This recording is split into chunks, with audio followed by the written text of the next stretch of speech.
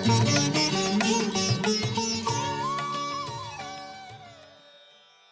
ಗುರುಭ್ಯೋ ನಮಃ. ಹರಿ ಓಂ. ಜನ್ಮಾದ್ಯಸ್ಯ ಯತೋನ್ಮಯಾದಿತರತಶ್ಚಾರ್ಥೇಷ್ವಭಿಘ್ನಸ್ವರಾಟ್ ತೇನೇ ಬ್ರಹ್ಮಹೃದಾಯ ಆದಿಕವಯೇ ಮುಹ್ಯಂತಿ ಯಂ ಸೂರಯಃ ತೇಜೋ ವಾರಿಮೃದಾಂ ಯಥಾ ವಿನಿಮಯೋ ಯತ್ರ ತ್ರಿಸರ್ಗೋ ಮೃಷಾ ಧಾಮ್ನಾ ಸ್ವೇನ ಸದಾ ನಿರಸ್ತಕುಹಕಂ ಸತ್ಯಂ ಪರಂ ಧೀಮಹಿ. ನಾರಾಯಣಂ ನಮಸ್ಕೃತ್ಯ ನರಂ ಚೈವ ನರೋತ್ತಮಂ ದೇವೀಂ ಸರಸ್ವತೀಂ ವ್ಯಾಸಂ ತತೋ ಗ್ರಂಥಮುದೀರಯೇ. ಉದ್ಧವನಿಗೆ ಶ್ರೀಕೃಷ್ಣ ಅನೇಕ ತತ್ವಗಳನ್ನು ಉಪದೇಶ ಮಾಡ್ತಾ ಇದ್ದಾನೆ. ಉದ್ಧವ ಭಗವಂತನಲ್ಲಿ ಕೇಳ್ತಾ ಇದ್ದಾನೆ, ಪಂಚರಾತ್ರೋಕ್ತ ಮಾರ್ಗದಿಂದ ನಿನ್ನನ್ನು ಪೂಜೆ ಮಾಡುವ ಕರ್ಮಯೋಗದ ಬಗ್ಗೆ ನನಗೆ ತಿಳಿಸಿಕೊಡಬೇಕು ಎಂಬುದಾಗಿ ಪ್ರಾರ್ಥನೆ ಮಾಡ್ತಾ ಇದ್ದಾನೆ. ಉದ್ಧವನ ಜಿಜ್ಞಾಸೆಗೆ ಅನುಗುಣವಾಗಿ ಶ್ರೀಕೃಷ್ಣ ತನ್ನನ್ನು ಪೂಜೆ ಮಾಡುವ ಕ್ರಮವನ್ನು, ಪೂಜೆ ಮಾಡಲಿಕ್ಕೆ ಉಪಯೋಗಿಸಿಕೊಳ್ಳಬೇಕಾದ ಪ್ರತಿಮೆಗಳ ಬಗ್ಗೆ, ಎಲ್ಲದರ ಬಗ್ಗೆ ಒಂದು ಸೂಕ್ಷ್ಮವಾದ ಮಾಹಿತಿಯನ್ನು ಕೊಡ್ತಾ ಇದ್ದಾನೆ. ವೇದ ಮತ್ತು ತಂತ್ರ ಮೂರು ತರಹದ ಭಗವಂತನ ಆರಾಧನಾ ಕ್ರಮ ಅಂತಾರೆ. ವೈದಿಕ, ತಾಂತ್ರಿಕ, ಮಿಶ್ರ ಇತಿ ತ್ರಿವಿಧೋ ಮಖಃ ತ್ರಯಾಣಾಂ ಈಪ್ಸಿತೇನೈವ ವಿಧಿನಾ ಮಾಂ ಸಮರ್ಥಯೇತ್. ವೇದದಲ್ಲಿ ಹೇಳಿದ ಯಜ್ಞಯಾಗಾದಿ ಕರ್ಮಗಳನ್ನು ಮಾಡಿ ಭಗವಂತನನ್ನು ಆರಾಧನೆ ಮಾಡೋದು ಒಂದು ಕ್ರಮ. ಪಂಚರಾತ್ರಗಳಲ್ಲಿ ಹೇಳಿದ ರೀತಿಯಲ್ಲಿ ಆವಾಹನೆ ಮಾಡಿ ಮಂತ್ರಪುಷ್ಪಾಂಜಲಿವರೆಗೆ ಷೋಡಶೋಪಚಾರಗಳನ್ನು ಸಮರ್ಪಣೆ ಮಾಡಿ ಮಾಡುವ ಭಗವಂತನ ಆರಾಧನೆ ಒಂದು ಕ್ರಮ. ಮತ್ತೊಂದು ನಾಮ ಸಂಕೀರ್ತನಾದಿ ಕರ್ಮಗಳು. ಹೀಗೆ ಮೂರು ಬಗೆ ಭಗವಂತನ ಆರಾಧನೆ, ಭಗವಂತನ ಒಲುಮೆಗೆ ನಾವು ಅನುಸರಿಸಬೇಕಾದ, ಅನುಷ್ಠಾನಿಸಬೇಕಾದ ಕರ್ಮಗಳು ಮೂರು ಬಗೆ ಅಂತ ಕೃಷ್ಣ ಹೇಳ್ತಾ ಇದ್ದಾನೆ. ಮನುಷ್ಯ ಉಪನಯನಾದಿ ಸಂಸ್ಕಾರಗಳನ್ನು ಪಡೆದು ದ್ವಿಜತ್ವವನ್ನು ಪಡೆದ ಬಳಿಕ ಭಕ್ತಿಯಿಂದ ಭಗವಂತನನ್ನು ಆರಾಧನೆ ಮಾಡಬೇಕು. ಭಗವಂತನನ್ನು ಎಲ್ಲಿ ಆರಾಧನೆ ಮಾಡಬೇಕು? ಅದಕ್ಕೆ ಕೆಲವು ಪ್ರತಿಮೆಗಳನ್ನು ಕೃಷ್ಣ ಇಲ್ಲಿ ತಿಳಿಸ್ತಾ ಇದ್ದಾನೆ. ಅರ್ಚಾಯಾಮ್ ಸ್ಥಂಡಿಲೆ ಅಗ್ನೌ ವಾ ಸೂರ್ಯೇ ಅಪ್ಸು ಹೃದಯ ವಾ ದ್ವಿಜೆ ದ್ರವ್ಯೇಣ ಭಕ್ತಿಯುಕ್ತೋರ್ಚೇತ್ ಸ್ವಗುರುಂ ಮಾಂ ಅಮಾಯಯ. ಪ್ರತಿಮೆಗಳಲ್ಲಿ ಭಗವಂತನನ್ನು ಆರಾಧನೆ ಮಾಡಬೇಕು. ಹಾಗೆ ಸ್ಥಂಡಿಲ ಅಂದರೆ ನೆಲದ ಮೇಲೆ ಬರೆದ ಚಕ್ರಾಬ್ಜ ಮಂಡಲ ಮೊದಲಾದ ಮಂಡಲಗಳಲ್ಲಿ ಭಗವಂತನನ್ನು ಪೂಜೆ ಮಾಡ್ತಕ್ಕಂಥದ್ದು, ಅಗ್ನಿಯಲ್ಲಿ ಭಗವಂತನ ಪೂಜೆ ಮಾಡ್ತಕ್ಕಂಥದ್ದು, ಮತ್ತು ಸೂರ್ಯನಲ್ಲಿ, ಮತ್ತು ನೀರಿನಲ್ಲಿ, ಮತ್ತು ನಮ್ಮ ಹೃದಯದಲ್ಲಿ, ಮತ್ತು ಬ್ರಾಹ್ಮಣನಲ್ಲಿ ಭಕ್ತಿಯಿಂದ ಯಥೋಚಿತವಾದ ದ್ರವ್ಯಗಳಿಂದ ಭಗವಂತನನ್ನು ಆರಾಧನೆ ಮಾಡಬೇಕು ಅಂತ ತಿಳಿಸ್ತಾ ಇದ್ದಾರೆ. ಅದರಲ್ಲಿ ಭಗವಂತನ ಪ್ರತಿಮೆಗಳು, ಅದರಲ್ಲಿ ನಾನಾ ತರಹದ ವೈವಿಧ್ಯ ಇದೆ. ಪೂಜೆ ಮಾಡತಕ್ಕಂಥವನು ಬೆಳಿಗ್ಗೆ ಎದ್ದು ದಂತಶೋಧನ ಮುಗಿಸಿ ಮೃತ್ತಿಕೆ ಗೋಮಯಗಳನ್ನು ಬಳಸಿಕೊಂಡು ವೇದ ಪಂಚರಾತ್ರ ಮಂತ್ರಗಳಿಂದ ತನ್ನ ದೇಹವನ್ನು ಸ್ನಾನ ಮಾಡಿ ಶುದ್ಧಿ ಮಾಡಿಕೊಳ್ಬೇಕು. ಅನಂತರ ವೇದ ತಂತ್ರಗಳಲ್ಲಿ ಹೇಳಿದಂತಹ ಸಂಧ್ಯಾವನಾದಿ ಕರ್ಮಗಳನ್ನು ಪೂರೈಸಿಯೇ ದೇವರ ಪೂಜೆಯನ್ನು ಮಾಡಬೇಕು ಅಂತ ತಿಳಿಸ್ತಾ ಇದ್ದಾರೆ. ಆ ಪ್ರತಿಮೆಗಳು ಎಷ್ಟು ತರಹ ಅಂತಂದರೆ ಶೈಲಿ, ದಾರುಮಯಿ, ಲೌಹಿ, ಲೇಪ್ಯ, ಲೇಖ್ಯಾಚ ಸೈಕತಿ, ಮನೋಮಯಿ, ಮಣಿಮಯಿ ಪ್ರತಿಮಾ ಅಷ್ಟವಿಧ ಸ್ಮೃತ. ಭಗವಂತನ ಪೂಜೆಗೆ ಬಳಸುವ ಪ್ರತಿಮೆಗಳು 8 ಬಗೆ ಅಂತ ಇದ್ದಾರೆ. ಒಂದು ಶಿಲಾಮಯವಾದ ಪ್ರತಿಮೆ, ಇನ್ನೊಂದು ಮರದಲ್ಲಿ ಕೆತ್ತನೆ ಮಾಡಿದ ಪ್ರತಿಮೆ, ಮತ್ತು ಚಿನ್ನ, ಬೆಳ್ಳಿ ಮೊದಲಾದ ಲೋಹಗಳಿಂದ ಮಾಡಿದ ಪ್ರತಿಮೆ, ಮತ್ತು ಗೋಡೆಗಳಲ್ಲಿ ಧಾತು ಲೇಪ ಮಾಡಿ ಬರೆದಂತಹ ಚಿತ್ರಗಳು, ಮತ್ತು ನೆಲದಲ್ಲಿ ರೇಖೆಗಳಿಂದ ಬಳಸಿ ಬಿಡಿಸಿದ ಚಿತ್ರ, ಮತ್ತು ಮರಳಿನಿಂದ ಮಾಡಿದ ಪ್ರತಿಮೆ, ಮತ್ತು ಮನಸ್ಸಿನಲ್ಲಿ ಧ್ಯಾನ ಮಾಡಿದ ಪ್ರತಿಮೆ, ಮತ್ತು ಸ್ಫಟಿಕ, ಪಚ್ಚೆ ಮೊದಲಾದ ರತ್ನಗಳಿಂದ ಮಾಡಿರತಕ್ಕ ಪ್ರತಿಮೆ. ಈಗ 8 ಬಗೆಯಾದ ಪ್ರತಿಮೆಗಳು ಅಂತ ತಿಳಿಸ್ತಾ ಇದ್ದಾರೆ. ಅದರಲ್ಲೂ ಕೂಡ ಪ್ರತಿಮೆ 2 ವಿಧ ಅಂತ ಇದ್ದಾರೆ. ಒಂದು ಚಲ ಅಚಲೇತಿ ದ್ವಿವಿಧ ಪ್ರತಿಷ್ಠಾ ಜೀವಮಂದಿರಂ ಉದ್ವಾಸ ಆವಾಹನೇನಸ್ತಃ ಸ್ಥಿರಾಯಾಮ್ ಉದ್ಭವಾರ್ಚನೆ. ಪ್ರತಿಮೆ ಚಲಪ್ರತಿಮೆ, ಅಚಲ ಪ್ರತಿಮೆ ಅಂತ 2 ವಿಧ.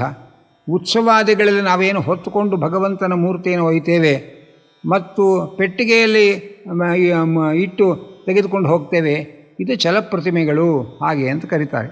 ಗರ್ಭಗುಡಿಯಲ್ಲಿ ಏನು ಸ್ಥಾಪನೆ ಮಾಡಿದ್ದೇವೆ, ಆ ಗರ್ಭಗುಡಿಯಲ್ಲಿ ಪ್ರತಿಷ್ಠೆ ಮಾಡಿದ ವಿಗ್ರಹವನ್ನು ಅಚಲ ಪ್ರತಿಮೆ ಹಾಗೆ ಅಂತಾರೆ. ಅದರಂತೆ ಈ ದೇಹವೂ ಕೂಡ ಒಂದು ಚಲಪ್ರತಿಮೆ, ದೇಹದೊಳಗೆ ಬಿಂಬರೂಪಿಯಾಗಿ ಭಗವಂತ ಇದ್ದಾನೆ, ಆದ್ದರಿಂದ ದೇಹವೂ ಒಂದು ಚಲಪ್ರತಿಮೆ ಒಳಗೆ ಸೇರಿಕೊಳ್ಳುತ್ತೆ ಅಂತ ಇದ್ದಾರೆ. ಅಚಲ ಪ್ರತಿಮೆಯಲ್ಲಿ ಪೂಜೆ ಮಾಡುವಾಗ ಅಂದರೆ ದೇವಸ್ಥಾನದ ಗರ್ಭಗುಡಿಯಲ್ಲಿ ಪ್ರತಿಷ್ಠೆ ಮಾಡಿದ ಪ್ರತಿಮೆ ಅಚಲ ಪ್ರತಿಮೆ. ಆ ಅಚಲ ಪ್ರತಿಮೆಯಲ್ಲಿ ಪೂಜೆ ಮಾಡುವಾಗ ಆವಾಹನೆ ಉದ್ವಾಸನೆಗಳನ್ನು ಮಾಡಬೇಕಾಗಿಲ್ಲ. ಅದು ಪ್ರತಿಷ್ಠೆ ಆಗಬೇಕಾಗಿದ್ದರೆ ಅವಳಿಗೆ ಪ್ರಾಣ ಪ್ರತಿಷ್ಠೆ ಮಾಡಿ ಆವಾಹನೆ ಮಾಡಿರ್ತಾರೆ. ಆದ್ದರಿಂದ ದೇವಾಲಯದಲ್ಲಿ ಪ್ರತಿಷ್ಠೆ ಮಾಡಿದ ಅಚಲ ಪ್ರತಿಮೆ ಏನಿದೆ, ಆ ಅಚಲ ಪ್ರತಿಮೆಯಲ್ಲಿ ಆವಾಹನ ಉದ್ವಾಸನೆಗಳು ಬೇಕಾಗಿಲ್ಲ ಅಂತಾರೆ. ಜೊತೆಯಲ್ಲಿ ಆವಾಹನೆ ಅಂದ್ರೇನು, ಉದ್ವಾಸನೆ ಅಂದ್ರೇನು? ಆವಾಹನೆ ಅಂದರೆ ನಮ್ಮ ಹೃದಯದಲ್ಲಿರುವ ಬಿಂಬಮೂರ್ತಿಯನ್ನು ಪ್ರತಿಮೆಯಲ್ಲಿ ತಂದು ಆವಾಹನೆ ಮಾಡಿ ಪೂಜೆ ಮಾಡೋದು. ಪೂಜೆ ಮುಗಿದ ಬಳಿಕ ಪ್ರತಿಮೆಯಲ್ಲಿ ಆವಾಹನೆ ಮಾಡಿದ ದೇವರನ್ನು ಮತ್ತೆ ನಮ್ಮ ಹೃದಯದಲ್ಲಿ ತಂದು ಸೇರಿಸಿಕೊಳ್ಳೋದು. ಇದಕ್ಕೆ ಆವಾಹನೆ ಉದ್ವಾಸನೆ ಅಂತಾರೆ. ದೇವಾಲಯದಲ್ಲಿ ಪ್ರತಿಷ್ಠಿತವಾದ ಅಚಲ ಪ್ರತಿಮೆಗಳಲ್ಲಿ ಇದೆರಡೂ ಬೇಕಾಗಿಲ್ಲ ಅಂತ ಕೃಷ್ಣ ತಿಳಿಸ್ತಾ ಇದ್ದಾನೆ. ಮತ್ತು ಚಲಪ್ರತಿಮೆಗಳಲ್ಲಿ ಸ್ವಯಂ ವ್ಯಕ್ತವಾದ ಸಾಲಿಗ್ರಾಮಾದಿಗಳಲ್ಲಿಯೂ ಆವಾಹನೆ ವಿಸರ್ಜನೆಗಳಿಲ್ಲ. ಮತ್ತು ಉಳಿದ ಪ್ರತಿಮೆಗಳಲ್ಲಿ ಆವಾಹನೆ ಮಾಡಿ ವಿಸರ್ಜನೆ ಮಾಡಬೇಕು. ಅಸ್ಥಿರಾಯಾಂ ವಿಕಲ್ಪ ಸ್ಯಾತ್ ಸ್ಥಂಡಿಲೇತು ಭವೇದ್ವಯಂ ಸ್ನಪನಂತು ವಿಲೇಪ್ಯಾಯಾಂ ಅನ್ಯತ್ರ ಪರಿಮಾರ್ಜನಂ. ಚಲವಾದ ಪ್ರತಿಮೆಗಳಿಗೂ ಕೂಡ ಆವಾಹನೆ ವಿಸರ್ಜನೆಗಳು ಮಾಡಬಹುದು ಅಥವಾ ಮಾಡದೇ ಇರಬಹುದು, ವಿಕಲ್ಪ. ಆದರೆ ಶುದ್ಧ ನೆಲದಲ್ಲಿ ಏನು ಮಂಡಲ ಮಾಡಿ ಪೂಜೆ ಮಾಡ್ತೇವೆ ಅಲ್ಲಿ ಮಾತ್ರ ಆವಾಹನೆ ಅವಶ್ಯವಾಗಿ ಮಾಡಬೇಕು. ಪೂಜೆ ಮುಗಿಸಿದ ಬಳಿಕ ವಿಸರ್ಜನೆಯ ಉದ್ವಾಸನೆಯನ್ನು ಅವಶ್ಯವಾಗಿ ಮಾಡಬೇಕು. ಮತ್ತು ಅಭಿಷೇಕ ಮಾಡಬೇಕು. ಅಭಿಷೇಕ ಮಾಡುವಾಗ ಬೇರೆ ತರಹ ಇದೆ. ಅಂದರೆ ನಾವು ಗೋಡೆಯ ಮೇಲೆ ಧಾತು ಲೇಪನ ಮಾಡಿರುವ ಪ್ರತಿಮೆ, ಅದರಂತೆ ಚಿತ್ರಪಟ ಮರಳಿನಿಂದ ಮಾಡಿದ ಪ್ರತಿಮೆ, ಇಲ್ಲೆಲ್ಲ ಅಭಿಷೇಕ ಅಂತಂದರೆ ಬರೀ ಪ್ರೋಕ್ಷಣೆ ಮಾಡಬೇಕಷ್ಟೇ. ಶಿಲಾಲೋಹಾದಿ ಪ್ರತಿಮೆಗಳಲ್ಲಿ ಚೆನ್ನಾಗಿ ಅಭಿಷೇಕ, ಅಭಿಮಂತ್ರಿತವಾದ ಕಲಶ ಜಲದಿಂದ ಅಭಿಷೇಕ ಮಾಡಬೇಕು. ದ್ರವ್ಯೈ ಪ್ರಸಿದ್ಧೈ ಮದ್ಯಾಗ ಪ್ರತಿಮಾದಿಶ್ವಮಾಯಯ ಭಕ್ತ್ಯಾ ಚೈವ ಯಥಾಲಬ್ಧೈರ್ ಹೃದಯ ಭಾವೇನ ಚೈವಹಿ. ಪ್ರತಿಮಾದಿಗಳಲ್ಲಿ ಶಾಸ್ತ್ರೋಕ್ತವಾದಂತಹ ಪದಾರ್ಥಗಳೇನಿದೆ, ಸಾಮಗ್ರಿಗಳೇನಿದೆ, ಆ ಶಾಸ್ತ್ರೋಕ್ತವಾದಂತಹ ಸಾಮಗ್ರಿಗಳಿಂದ ಕಪಟ ದಂಭ ಇಲ್ಲದೆ ಭಕ್ತಿಯಿಂದ ಹೃದಯದಲ್ಲಿ ಧ್ಯಾನಪೂರ್ವಕವಾಗಿ ಪೂಜೆ ಮಾಡಿದ್ರೆ ಮಾತ್ರ ಫಲ. ದ್ರವ್ಯಗಳು ಏನು ಸಿಗುತ್ತೋ ಸಿಗಲ್ವೋ, ನಾವು ಯಾವ ಪರಿಸರದಲ್ಲಿ ಇರ್ತೇವೋ ಗೊತ್ತಿಲ್ಲ. ಅಕಸ್ಮಾತ್ ಹೊರಗಿನ ಕೆಲವು ಸಾಮಗ್ರಿಗಳು ಪೂಜೆಗೆ ಬೇಕಾದದ್ದು ಸಿಗದೇ ಹೋದರೂ ಚಿಂತೆ ಇಲ್ಲ. ಆದರೆ ಭಕ್ತಿ ಮತ್ತು ಧ್ಯಾನ ಮಾತ್ರ ಅತ್ಯಂತ ಅವಶ್ಯವಾಗಿ ಇರಬೇಕು ಪೂಜೆಯಲ್ಲಿ ಅನ್ನುವುದನ್ನು ಹೇಳ್ತಾ ಇದ್ದಾರೆ. ಮತ್ತು ಸ್ನಾನಾಲಂಕರಣಂ ಪ್ರೇಷ್ಠಂ ಅರ್ಚಾಯಾಮೇವತು ಉದ್ಭವ ಸ್ಥಂಡಿಲೇ ತತ್ವವಿನ್ಯಾಸ ವಹ್ನೋ ಆಜ್ಯಪ್ಲುತಂ ಹವಿಹಿ. ಈ ಪ್ರತಿಮೆಗಳಲ್ಲಿ ಪ್ರತಿಮಾ ಪೂಜೆಯಲ್ಲಿ ಮಾಡುವಾಗ ಅದಕ್ಕೆ ಅಭಿಷೇಕ ಮಾಡೋದು, ಅದಕ್ಕೆ ಉತ್ತಮವಾದ ವಸ್ತ್ರಗಳಿಂದ ಅಲಂಕಾರ ಮಾಡೋದು, ಆಭರಣಗಳನ್ನು ಹಾಕಿ ಅಲಂಕಾರ ಮಾಡೋದು, ಇದೆಲ್ಲ ಭಗವಂತನಿಗೆ ಅತ್ಯಂತ ಪ್ರಿಯವಾದ ಸಂಗತಿಗಳು ಅಂತ ತಿಳಿಸ್ತಾ ಇದ್ದಾನೆ ಕೃಷ್ಣ. ಇನ್ನು ಸ್ಥಂಡಿಲದಲ್ಲಿ ಆಗುವಾಗ ಪೂಜೆ ಮಾಡೋ ಕ್ರಮ ಹೇಗೆ ಅಂದರೆ, ಸ್ಥಂಡಿಲ ಅಂದರೆ ನೆಲದ ಮೇಲೆ ಅನೇಕ ಮಂಡಲಗಳನ್ನು ರಂಗವಲ್ಲಿಗಳಲ್ಲಿ ರಚನೆ ಮಾಡಿ ಅಲ್ಲಿ ಆವಾಹನೆ ಮಾಡಿ ಪೂಜೆ ಮಾಡ್ತೇವಲ್ಲ, ಅಲ್ಲಿ ಶುದ್ಧ ನೆಲದಲ್ಲಿ ಅವಶ್ಯವಾಗಿ ತತ್ವನ್ಯಾಸ ಮಾಡಬೇಕು. ಆ ತತ್ವನ್ಯಾಸ ಮಾಡುವುದೇ ಆ ಮಂಡಲದಲ್ಲಿ ಮಾಡಬೇಕಾದ ಪೂಜಾ ಕ್ರಮ ಅಂತ ಹೇಳ್ತಾ ಇದ್ದಾರೆ. ಮತ್ತು ಅಗ್ನಿಯು ಕೂಡ ಒಂದು ಭಗವಂತನ ಆರಾಧನೆಯ ಪ್ರತಿಮೆ. ಅಗ್ನಿಯಲ್ಲಿ ಭಗವಂತನನ್ನು ಆರಾಧನೆ ಮಾಡೋದು ಅಂದರೆ ಹೇಗೆ? ಅಗ್ನಿಯಲ್ಲಿ ಅಗ್ನಿ ಅಂತರ್ಗತನಾದ ಭಗವಂತನನ್ನು ಧ್ಯಾನ ಮಾಡಿಕೊಂಡು ಆ ಅಗ್ನಿ ಅಂತರ್ಗತ ಭಗವಂತನನ್ನು ಉದ್ದೇಶ ಮಾಡಿಕೊಂಡು ಹವಿಸ್ಸುಗಳನ್ನು ಹಾಕೋದು. ಇದು ಅಗ್ನಿ ಅನ್ನುವ ಅಧಿಷ್ಠಾನದಲ್ಲಿ ಭಗವಂತನನ್ನು ಪೂಜೆ ಮಾಡುವ ಕ್ರಮ ಅಂತ ತಿಳಿಸ್ತಾ ಇದ್ದಾರೆ. ಇನ್ನು ಸೂರ್ಯನು ಭಗವಂತನ ಆರಾಧನೆಗಿರತಕ್ಕ ಒಂದು ಪ್ರತಿಮೆ. ಸೂರ್ಯನಲ್ಲಿ ಭಗವಂತನನ್ನು ಆರಾಧನೆ ಮಾಡುವುದು ಅಂದರೆ ಹೇಗೆ? ಸೂರ್ಯಾಂತರ್ಗತ ನಾರಾಯಣನನ್ನು ಧ್ಯಾನ ಮಾಡ್ತಾ ಗಾಯತ್ರಿ ಮಂತ್ರಾದಿ ಜಪಗಳನ್ನು ಮಾಡೋದು, ಸೂರ್ಯನಿಗೆ ಎದ್ದು ನಿಂತು ಉಪಸ್ಥಾನ ಮಂತ್ರಗಳಿಂದ ಹೇಳಿ ನಮಸ್ಕಾರ ಮಾಡೋದು, ಇದು ಆ ಸೂರ್ಯನಲ್ಲಿ ಮಾಡುವ ಪೂಜೆ. ಸೂರ್ಯನಿಗೆ ಪುಷ್ಪಾಂಜಲಿಯನ್ನು ಕೊಡೋದು, ಆ ಸೂರ್ಯನಿಗೆ ಅರ್ಘ್ಯವನ್ನು ಕೊಡೋದು, ಇದೆಲ್ಲ ಸೂರ್ಯನಲ್ಲಿ ಭಗವಂತನನ್ನು ಆರಾಧನೆ ಮಾಡುವ ಕ್ರಮ. ಅದರಂತೆ ನೀರು ಕೂಡ ಭಗವಂತನ ಆರಾಧನೆಗೆ ಒಂದು ಪ್ರತಿಮೆ. ನೀರಲ್ಲಿ ಭಗವಂತನನ್ನು ಆರಾಧನೆ ಮಾಡೋದು ಅಂದರೆ ಹೇಗೆ? ಅಭಿಮಂತ್ರಿತವಾದ ಬೊಗಸೆ ನೀರನ್ನು ತೆಗೆದುಕೊಂಡು ನೀರಲ್ಲಿ ಬೊಗಸೆ ನೀರು ತೆಗೆದು ನೀರಿಗೆ ಅರ್ಘ್ಯ ಪ್ರದಾನವನ್ನು ಮಾಡೋದು, ನೀರಿಗೆ ಪುಷ್ಪಗಳನ್ನು ಸಮರ್ಪಣೆ ಮಾಡೋದು, ಹಾಗೆ ನೀರಿನಲ್ಲಿ ಭಗವಂತನನ್ನು ಆರಾಧನೆ ಮಾಡುವ ಕ್ರಮ ಅಂತ ಇದ್ದಾರೆ. ಭಗವಂತ ಬಹಳ ದೊಡ್ಡ ಒಂದು ಮಾತನ್ನು ಹೇಳ್ತಾ ಇದ್ದಾನೆ. ಶ್ರದ್ಧೆಯ ಉಪಾಹೃತಂ ಪ್ರೇಷ್ಠಂ ಭಕ್ತೇನ ಮಮ ವಾರ್ಯಪಿ ಗಂಧೋ ಧೂಪ ಸುಮನಸಃ ದೀಪೋ ಅನ್ಯಾದ್ಯಂಚ ಕಿಂ ಪುನಃ. ಶ್ರದ್ಧೆಯಿಂದ ಕೇವಲ ನೀರಿನಿಂದಲೇ ಷೋಡಶೋಪಚಾರ ಪೂಜೆ ಮಾಡಿದರೂ ಭಗವಂತ ಸ್ವೀಕಾರ ಮಾಡ್ತಾನೆ. ಅಷ್ಟು ಉದಾರವಾದ ಮನಸ್ಸಿನವನು. ಶ್ರದ್ಧೆಯಿಂದ ಬರೇ ನೀರಿಂದಲೇ ಪೂಜೆ ಮಾಡಿದರೂ ನಾನು ಖುಷಿ ಪಡ್ತೇನೆ, ಇನ್ನು ವಿಶೇಷವಾಗಿ ಶ್ರದ್ಧೆಯಿಂದ ಗಂಧ ಧೂಪ ಪುಷ್ಪ ದೀಪ ಅನ್ನಾದಿ ನೈವೇದ್ಯ ಇದೆಲ್ಲವನ್ನೂ ಸಮರ್ಪಣೆ ಮಾಡಿ ಪೂಜೆ ಮಾಡಿದರೆ ನಾನು ಅವಶ್ಯವಾಗಿ ಪ್ರೀತನಾಗ್ತೇನೆ, ಪ್ರಸನ್ನನಾಗ್ತೇನೆ ಹಾಗೆ ಅಂತ ಇದ್ದಾರೆ. ಆ ಪೂಜಾ ಮಾಡುವ ಕ್ರಮವನ್ನು ಸೂಕ್ಷ್ಮವಾಗಿ ತಿಳಿಸ್ತಾ ಇದ್ದಾನೆ ಭಗವಂತ. ತಾನು ಶುಚಿಯಾಗಿರಬೇಕು, ಪೂಜಾ ದ್ರವ್ಯಗಳನ್ನೆಲ್ಲ ಸಿದ್ಧಪಡಿಸಿಕೊಳ್ಳಬೇಕು. ಪೂಜೆಗೆ ಬಳಸುವ ಹೂವು ಹಣ್ಣು ಯಾವುದೇ ಪದಾರ್ಥಗಳು ಕೂಡ ಕದ್ದು ತಂದ ಮಾಲಾಗಿರಬಾರ್ದು ಅನ್ನುವುದನ್ನು ಬೇರೆ ಕಡೆಯಲ್ಲಿ ಹೇಳ್ತಾರೆ. ಪ್ರಾಮಾಣಿಕವಾದ ಸಂಪಾದನೆಯಿಂದ ನ್ಯಾಯವಾದ ಸಂಪಾದನೆಯಿಂದ ನ್ಯಾಯವಾದ ಮಾರ್ಗದಲ್ಲಿ ಪೂಜೆಗೆ ಬೇಕಾದ ಪದಾರ್ಥಗಳನ್ನು ಸಂಪಾದಿಸಿಕೊಳ್ಳಬೇಕೇ ಹೊರತು ಯಾರದೋ ಮನೆ ಕಾಂಪೌಂಡ್ ಹತ್ತಿ ಯಾರದೋ ಮನೆ ಹೂವು ಕದ್ಕೊಂಬಂದು ನಮ್ಮನೆ ದೇವರಿಗೆ ಪೂಜೆ ಮಾಡ್ತೇವೆ, ಇದು ಮಾಡಿಕೂಡುದು ಅಂತ ಭಗವಂತ ಹೇಳ್ತಾನೆ. ಯಾಕೆಂದರೆ ಮಾಡುವುದು ಭಗವಂತನ ಪೂಜೆ, ಅದಕ್ಕಾಗಿ ಅವ್ಯವಹಾರಗಳೆಲ್ಲ ಮಾಡಿದರೆ ಭಗವಂತ ಆ ಪೂಜೆಯನ್ನು ಸ್ವೀಕಾರ ಮಾಡಲ್ಲ. ಆದ್ದರಿಂದ ಭಕ್ತಿಯಿಂದ ನ್ಯಾಯವಾದ ಮಾರ್ಗದಿಂದ ಪೂಜಾ ಸಾಮಗ್ರಿಗಳನ್ನೆಲ್ಲ ಸಿದ್ಧಪಡಿಸಿಕೊಳ್ಬೇಕು. ಪೂರ್ವಕ್ಕೆ ತುದಿ ಬರುವ ಹಾಗೆ ದರ್ಭಾಸನವನ್ನು ಹಾಕಿಕೊಳ್ಳಬೇಕು. ಅದರಲ್ಲಿ ಕೂತುಕೊಂಡು ಒಂದೋ ಪೂರ್ವಕ್ಕೆ ಅಭಿಮುಖವಾಗಿ ಅಥವಾ ಉತ್ತರ ದಿಕ್ಕಿಗೆ ಅಭಿಮುಖವಾಗಿ ಪ್ರತಿಮೆಗೆ ಎದುರಾಗಿ ಕುಳಿತುಕೊಂಡು ಪೂಜೆ ಮಾಡಬೇಕು. ಪೂಜೆ ಮಾಡುವ ಮುಂಚೆ ಪೂಜೆ ಮಾಡುವವನು ತನ್ನ ದೇಹದಲ್ಲಿ ತತ್ವನ್ಯಾಸ ಮಾತೃಕಾನ್ಯಾಸಗಳನ್ನು ಮಾಡಿಕೊಂಡು ದೇಹ ಶುದ್ಧಿಯನ್ನು ಮಾಡಬೇಕು. ಅನಂತರ ಪ್ರತಿಮೆಯಲ್ಲಿಯೂ ಕೂಡ ತತ್ವನ್ಯಾಸ ಮಾತೃಕಾನ್ಯಾಸ ಮಂತ್ರಗಳನ್ನು ಹೇಳಿ ತತ್ವನ್ಯಾಸ ಮಾತೃಕಾನ್ಯಾಸಗಳನ್ನು ಮಾಡಿ ಮೂಲ ಮಂತ್ರದಿಂದ ಭಗವಂತನ ಪ್ರತಿಮೆಯ ಅಂಗಾಂಗಗಳನ್ನು ಸ್ಪರ್ಶ ಮಾಡಿ ಅಲ್ಲಿಯೂ ಕೂಡ ಅಭಿಮಂತ್ರಣ ಮಾಡಬೇಕು. ಹಾಗೆ ಕಲಶ ಮತ್ತು ಪ್ರೋಕ್ಷಣೀಯ ಪಾತ್ರೆ ಅಂತ ಎರಡು ಪಾತ್ರೆಗಳಲ್ಲಿ ನೀರನ್ನು ತುಂಬಿಟ್ಟಿರಬೇಕು. ಎರಡಕ್ಕೂ ಅಭಿಮಂತ್ರಿಸಿ ಪೂಜೆ ಮಾಡಬೇಕು. ಆ ಪ್ರೋಕ್ಷಣೀಯ ಪಾತ್ರೆಯಲ್ಲಿರುವ ನೀರಿನಿಂದ ನಾವು ನಮ್ಮನ್ನು ಪ್ರೋಕ್ಷಣೆ ಮಾಡಿಕೊಳ್ಬೇಕು. ಅನಂತರ ಆ ಪೂಜಾ ಸ್ಥಳವನ್ನು ಪೂಜಾ ದ್ರವ್ಯಗಳನ್ನು ಪ್ರೋಕ್ಷಣೆ ಮಾಡಿ ಮೊದಲು, ಆಮೇಲೆ ನಮ್ಮನ್ನು ಪ್ರೋಕ್ಷಣೆ ಮಾಡಿಕೊಂಡು ಎಲ್ಲ ದ್ರವ್ಯಗಳ ಶುದ್ಧಿ, ನಮ್ಮ ದೇಹ ಶುದ್ಧಿ ಎಲ್ಲವನ್ನು ಮಾಡಿಕೊಳ್ಬೇಕು. ಅನಂತರ ಅರ್ಘ್ಯ ಪಾದ್ಯ ಆಚಮನೀಯ ಪಾತ್ರೆಗಳನ್ನು ನೀರನ್ನು ಹಾಕಿ ತುಂಬಿ, ನೀರು ತುಳಸಿ ಗಂಧಪುಷ್ಪಗಳು ಅದನ್ನೆಲ್ಲ ಹಾಕಿ ತುಂಬಿಸಬೇಕು.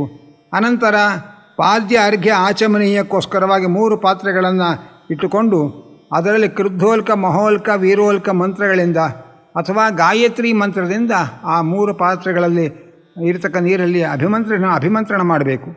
ಅದರಂತೆ ನಮ್ಮ ದೇಹದಲ್ಲಿ ಓಂ ಯಂ ಓಂ ರಂ ಓಂ ಓಂ ಎಂಬ ವಾಯು ಅಗ್ನಿ ವರುಣ ಬೀಜ ಮಂತ್ರಗಳಿಂದ ಪ್ರಾಣಾಯಾಮದಿಂದ ನಮ್ಮ ದೇಹ ಶುದ್ಧಿ ಮಾಡಿಕೊಂಡು ನಮ್ಮ ಹೃದಯ ಕಮಲದಲ್ಲಿರತಕ್ಕ ಅತ್ಯಂತ ಸೂಕ್ಷ್ಮವಾದ ಜ್ಞಾನಿಗಳು ಉಪಾಸನೆ ಮಾಡತಕ್ಕಂತಹ ವೇದಕ್ಕೂ ಪೂರ್ತಿ ನಿಲುಕದೇ ಇರತಕ್ಕಂತಹ ಸರ್ವೋತ್ತಮನಾದ ಭಗವಂತನ ಬಿಂಬಮೂರ್ತಿಯನ್ನು ಧ್ಯಾನ ಮಾಡಬೇಕು. ಇದು ನಮ್ಮ ಹೃದಯದಲ್ಲಿ ಭಗವಂತನನ್ನು ಪೂಜೆ ಮಾಡುವ ಕ್ರಮ.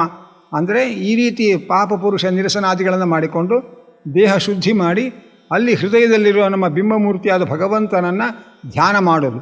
ಇದು ಹೃದಯದಲ್ಲಿ ಭಗವಂತನನ್ನು ಪೂಜಾ ಮಾಡುವ ಕ್ರಮ ಅಂತ ಇದ್ದಾರೆ. ಅದರಂತೆ ಆ ಬಿಂಬಮೂರ್ತಿ ನನ್ನ ಶರೀರದಲ್ಲಿ ವ್ಯಾಪಿಸಿಕೊಂಡಿದ್ದಾನೆ, ನಾನು ಅವನ ಪ್ರತಿಬಿಂಬನಾಗಿದ್ದೇನೆ, ನನ್ನ ಪ್ರತಿಯೊಂದು ಕ್ರಿಯೆಯೂ ಬಿಂಬನಾದ ಭಗವಂತನ ಅಧೀನ. ಈ ರೀತಿ ಚಿಂತನೆ ಮಾಡಿ ಅನಂತರ ಹೃದಯದಲ್ಲಿ ಇರುವ ಆ ಭಗವನ್ ಮೂರ್ತಿಯನ್ನು ಬಿಂಬಮೂರ್ತಿಯನ್ನು ನಾವು ಪೂಜೆ ಮಾಡುವ ಪ್ರತಿಮೆಗಳಲ್ಲಿ ತಂದು ಕೂಡಿಸಬೇಕು. ಕೂಡಿಸಿ ಮನೇಲಿ ಪ್ರಾರ್ಥನೆ ಮಾಡಬೇಕು. ಪೂಜೆ ಮುಗಿಯುವ ತನಕ ಈ ಪ್ರತಿಮೆಯಲ್ಲಿದ್ದು ನನ್ನ ಪೂಜೆ ಸ್ವೀಕಾರ ಮಾಡು ಸ್ವಾಮಿ ಅಂಥೇಳಿ ಭಗವಂತನಲ್ಲಿ ಪ್ರಾರ್ಥನೆ ಮಾಡಬೇಕು. ಪ್ರಾರ್ಥನೆ ಮಾಡಿ ಅನಂತರ ಆ ಪ್ರತಿಮೆಯಲ್ಲಿ ಮಾತೃಕಾನ್ಯಾಸಾದಿಗಳನ್ನು ಮಾಡಬೇಕು. ಹಾಗೆ ಪಾದ್ಯ ಉಪಸ್ಪರ್ಶನ ಅರ್ಘ್ಯಾದಿ ಉಪಚಾರಗಳನ್ನು ಮಾಡಬೇಕು. ಜೊತೆಯಲ್ಲಿ ಧರ್ಮ ಜ್ಞಾನ ವೈರಾಗ್ಯ ಐಶ್ವರ್ಯ ಅಧರ್ಮ ಅಜ್ಞಾನ ಅವೈರಾಗ್ಯ ಅನೈಶ್ವರ್ಯಗಳ ಅಭಿಮಾನಿ ದೇವತೆಗಳನ್ನು ಭಗವಂತನ ಪೀಠರೂಪರಾಗಿದ್ದಾರೆ ಅಂತ ಚಿಂತನೆ ಮಾಡಬೇಕು. ಅದರಂತೆ ಆ ಪೀಠದಲ್ಲಿ ಅಷ್ಟದಳ ಕಮಲ, ಅದರಲ್ಲಿ ವಿಮಲ ಉತ್ಕರ್ಷಿಣಿ ಜ್ಞಾನ ಕ್ರಿಯಾ ಯೋಗ ಪೃಥ್ವಿ ಸತ್ಯ ಈಶಾನ ಅನುಗ್ರಹ ಎಂಬ ನವಶಕ್ತಿ ದೇವತೆಗಳು ಪರಮಾತ್ಮನಿಗೆ ಛತ್ರಚಾಮರಾದಿ ಸೇವೆ ಮಾಡ್ತಾ ಇದ್ದಾರೆ ಅಂತ ಭಾವಿಸಬೇಕು. ಇದೆಲ್ಲ ಲಕ್ಷ್ಮಿಯೇ ಈ ರೂಪಗಳಿಂದ ನೆಲೆಸಿ ಭಗವಂತನ ಪೂಜೆ ಮಾಡ್ತಾಳೆ ಅಂತ ಚಿಂತನೆ ಮಾಡಬೇಕು. ಅದರಂತೆ ಭಗವಂತನಿಗೆ ಪೂಜೆ ಮಾಡಿದ ಮೇಲೆ ಆಯುಧಗಳನ್ನು ಅರ್ಪಣೆ ಮಾಡಬೇಕು, ಆಭರಣಗಳನ್ನು ಅರ್ಪಣೆ ಮಾಡಬೇಕು. ಸುದರ್ಶನಂ ಪಾಂಚಜನ್ಯಂ ಗದಾ ಅಸಿ ಇಷು ಧನುರ್ ಹಲಾನ್ ಮುಸಲಂ ಕೌಸ್ತುಭಂ ಮಾಲಾಂ ಶ್ರೀವತ್ಸಂಚ ಅನುಪೂಜಯೇತ್.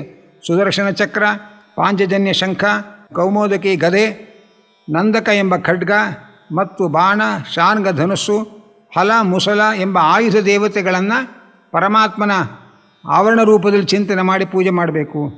ಕೌಸ್ತುಭ, ವನಮಾಲೆ, ಶ್ರೀವತ್ಸ ದೇವತೆಗಳನ್ನು ಅವರೆಲ್ಲರನ್ನೂ ಕೂಡ ಪೂಜಿಸಿ ಭಗವಂತನಿಗೆ ಅರ್ಪಣೆ ಮಾಡಬೇಕು.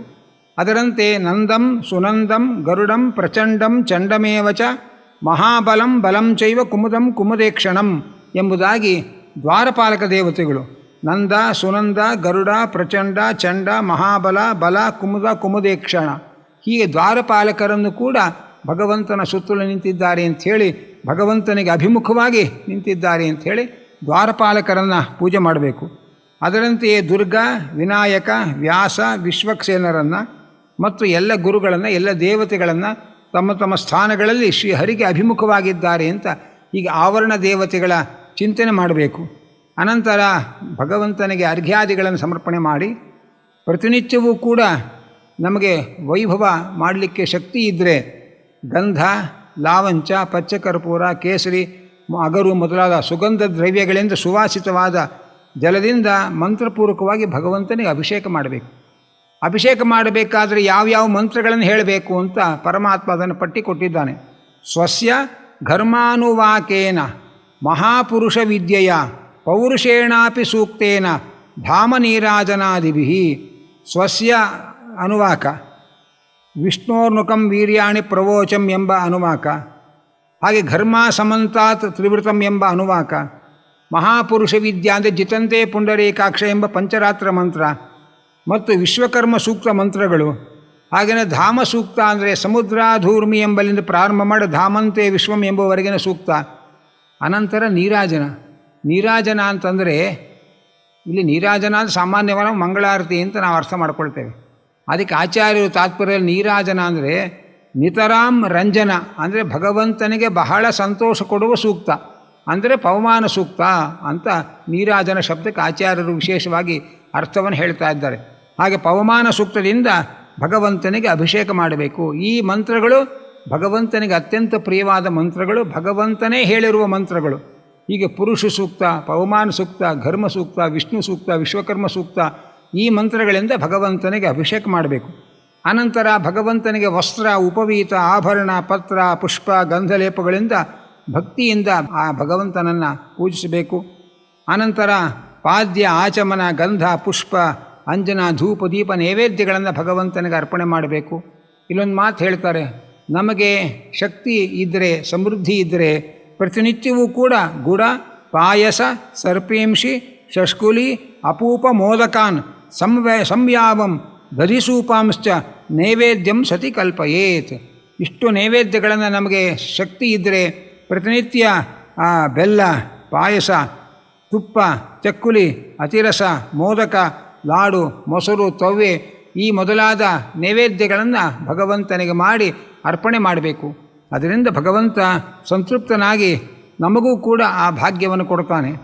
ಅದರಂತೆ ಭಗವಂತನಿಗೆ ಅಭ್ಯಂಗ ಮಾಡೋದು, ಭಗವಂತನ ಪ್ರತಿಮೆಗೆ ಭಗವಂತನ ಪ್ರತಿಮೆಯನ್ನು ಕೈಯಿಂದ ಮೈ ಒತ್ತೋದು, ಆನಂತರ ಕನ್ನಡಿಯನ್ನು ತೋರಿಸೋದು, ಭಗವಂತನಿಗೆ ಅಭಿಷೇಕ, ಅನ್ನ ಮೊದಲಾದವುಗಳನ್ನು ಅರ್ಪಣೆ ಮಾಡೋದು, ಭಗವಂತನಿಗೆ ಪ್ರತಿನಿತ್ಯ ನೃತ್ಯ ಗೀತಾದಿಗಳನ್ನು ಸಲ್ಲಿಸೋದು, ಪ್ರತಿನಿತ್ಯ ಆಗದೆ ಹೋದರೂ ಪರ್ವ ದಿವಸಗಳಲ್ಲಾದರೂ ಈ ನೃತ್ಯ, ಗೀತ, ವಾದ್ಯ ಮೊದಲಾದವುಗಳನ್ನು ಭಗವಂತನಿಗೆ ಅರ್ಪಣೆ ಮಾಡಬೇಕು. ಇದೇ ಸಮಯದಲ್ಲಿ ಅನುಯಾಗ ಅಂತ ಹೇಳ್ತಾರೆ. ಅಂದರೆ ವಿಧಿ ಪ್ರಕಾರವಾಗಿ ಯಜ್ಞಕುಂಡದಲ್ಲಿ ಪ್ರತಿಷ್ಠಿತವಾದ ಅಗ್ನಿಯಲ್ಲಿ ಭಗವಂತನನ್ನು ಧ್ಯಾನ ಮಾಡಿಕೊಂಡು ಓಂ ನಮೋ ನಾರಾಯಣಾಯ ಎಂಬ ಮೂಲ ಮಂತ್ರದಿಂದ, 16 ಪುರುಷ ಸೂಕ್ತದ ಮಂತ್ರದಿಂದ ಮತ್ತು ಧರ್ಮಾದಿ ಪೀಠ ದೇವತೆಗಳಿಗೂ ಕೂಡ ಅವರವರ ಮಂತ್ರಗಳಿಂದ ವಿಧಿಪೂರ್ವಕವಾಗಿ ಹೋಮ ಮಾಡಬೇಕು. ಈ ಅನುಯಾಗವನ್ನು ಮಾಡಬೇಕು.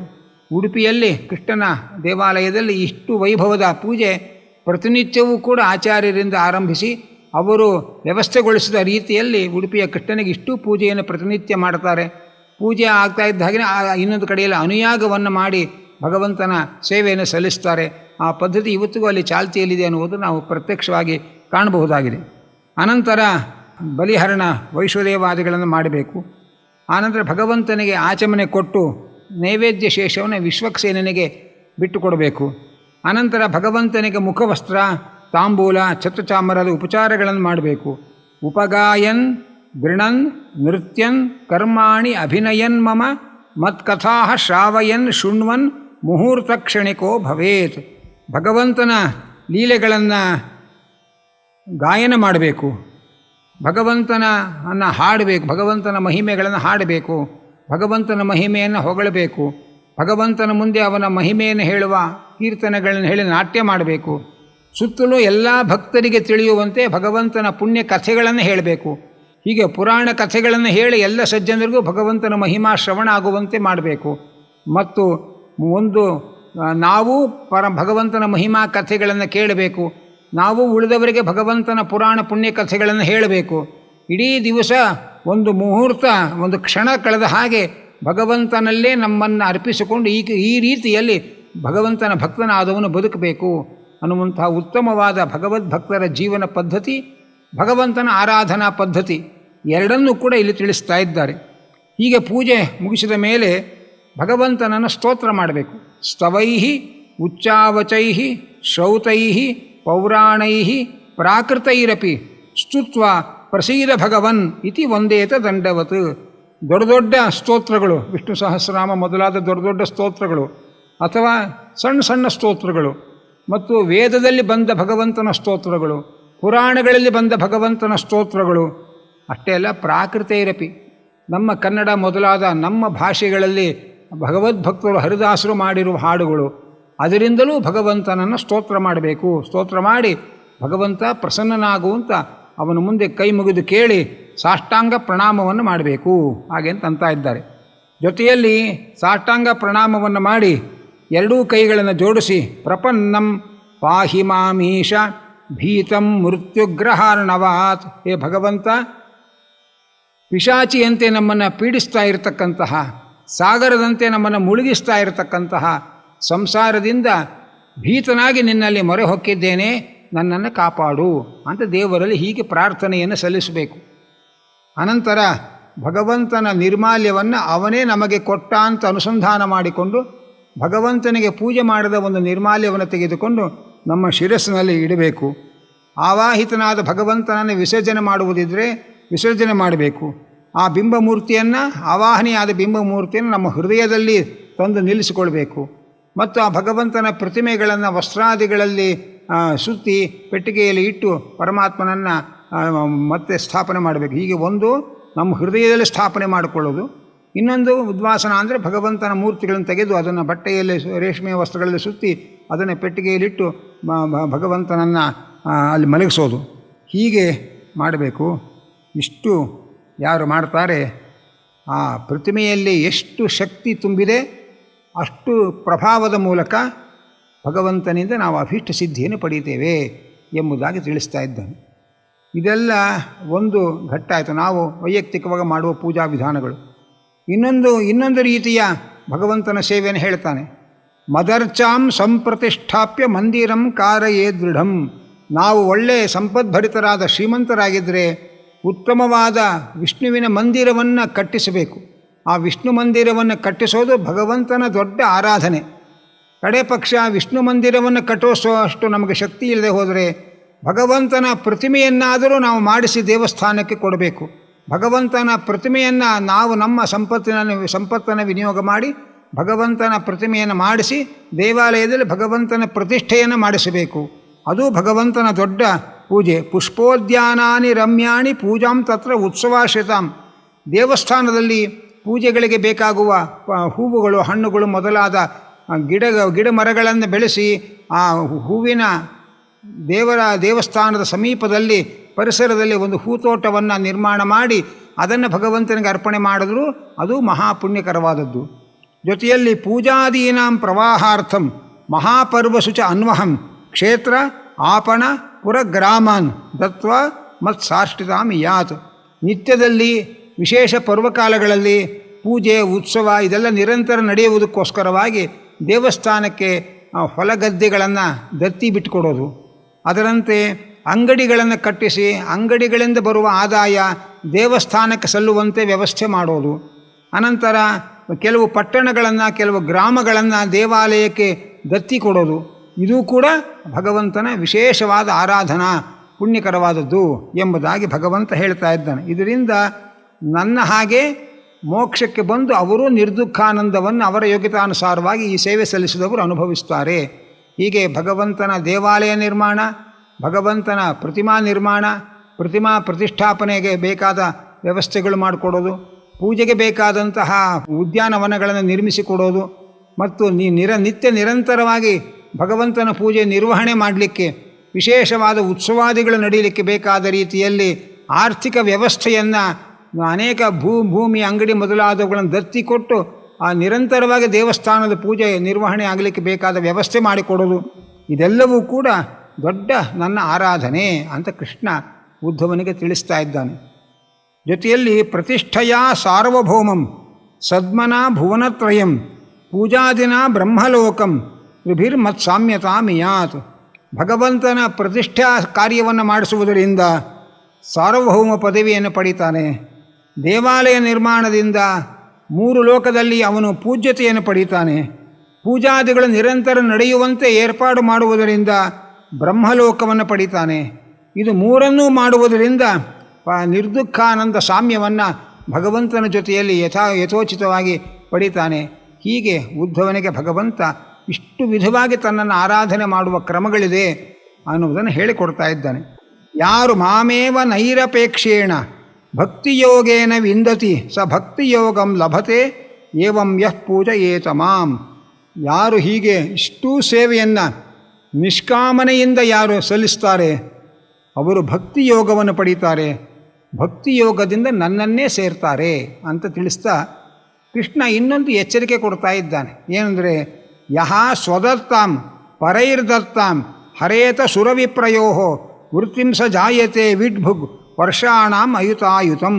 ಇದು ನಾವು ವಿಶೇಷವಾಗಿ ಗಮನಿಸಬೇಕಾದಂತಹ ಕೃಷ್ಣನ ಆಜ್ಞೆ ಮಾತು. ಏನು ಅಂದರೆ, ದೇವರಿಗೆ, ದೇವಸ್ಥಾನಗಳಿಗೆ, ಹಾಗೆ ಬ್ರಾಹ್ಮಣರಿಗೆ ತಾನು ಕೊಟ್ಟ ದತ್ತಿಯನ್ನು ವಾಪಸ್ ಪಡೆಯೋದಾಗಲಿ, ಅಥವಾ ಇತರರು ದೇವಸ್ಥಾನಕ್ಕೆ ಬ್ರಾಹ್ಮಣರ ಬದುಕಿಗೆ ಅಂತ ಕೊಟ್ಟ ಗ್ರಾಮಗಳು, ದತ್ತಿಗಳು ಏನು ಕೊಟ್ಟಿರ್ತಾರೆ ಅದನ್ನು ಅಪಹಾರ ಮಾಡೋದಾಗಲಿ, ಇದು ಸರ್ವಥಾ ಅಪರಾಧ. ತಾನೇ ಕೊಟ್ಟದ್ದನ್ನು, ದೇವಸ್ಥಾನಕ್ಕೆ ಕೊಟ್ಟದ್ದನ್ನು ವಾಪಸ್ ಪಡಿಬಾರ್ದು. ಇನ್ನೊಬ್ಬರು ದೇವಸ್ಥಾನಕ್ಕೆ ಪೂಜೆಗೆ ಅಥವಾ ಬ್ರಾಹ್ಮಣರಿಗೆ ಅವರ ಜೀವನಕ್ಕೋಸ್ಕರ ಅಂತ ಬಿಟ್ಟು ಕೊಟ್ಟ ದತ್ತಿಗಳನ್ನು ಯಾರು ಅಪಹಾರ ಮಾಡ್ತಾರೆ ಅವರು ಕೋಟ್ಯಂತರ ವರ್ಷಗಳ ಕಾಲ ನರಕದಲ್ಲಿ ಮಲದ ಕ್ರಿಮಿಯಾಗಿರ್ತಾನೆ ಅನ್ನುವ ಎಚ್ಚರಿಕೆ ಹೆಂಗೆ ಕೊಡ್ತಾ ಇದ್ದಾರೆ. ಇದೆಲ್ಲ ದೇವಸ್ವ ಅಪಹಾರ ಅಂತ, ಅದರಲ್ಲಿ ಸೇರುವಂತಹ ಮಹಾ ಅಪರಾಧಗಳು ಅನ್ನುವುದನ್ನು ನಾವು ಗಮನಿಸಬೇಕು. ಇಷ್ಟು ಹೇಳಿ, ಕರ್ತುಶ್ಚ ಸಾರಥೇ ಹೇತೋ ಅನುಮೋದಿತುರೇವಚ ಕರ್ಮಣಾಂ ಭಾಗಿನಃ ಪ್ರೇತ್ಯ ಭೂಯೋ ಭೂಯಸಿ ತತ್ಫಲಂ. ದೇವಾಲಯ ನಿರ್ಮಾಣಾದಿಗಳನ್ನು ಮಾಡಿದಾಗ ಯಾರ್ಯಾರಿಗೆ ಆ ಪುಣ್ಯ ಹೋಗುತ್ತೆ ಅನ್ನುವುದನ್ನು ಹೇಳ್ತಾರೆ. ದೇವಾಲಯವನ್ನು ಪ್ರಧಾನವಾಗಿ ನಿರ್ಮಾಣ ಮಾಡಿಸುವಂತಹ ಕರ್ತೃವಿಗೆ, ಜೊತೆಯಲ್ಲಿ ಅವರಿಗೆ ಬೆಂಬಲವಾಗಿ ಸದಾ ಸಹಾಯಕರಾಗಿ ಯಾರು ದುಡಿತಾರಲ್ಲ, ದೇವಾಲಯ ನಿರ್ಮಾಣ ಕರ್ತೃವಿಗೆ ಬೆಂಬಲವಾಗಿ ಯಾರು ಸಹಾಯಕರಾಗಿ ದುಡಿತಾರೆ ಅವರಿಗೂ ದೇವಾಲಯ ನಿರ್ಮಾಣದ ಪುಣ್ಯ ಬರುತ್ತೆ.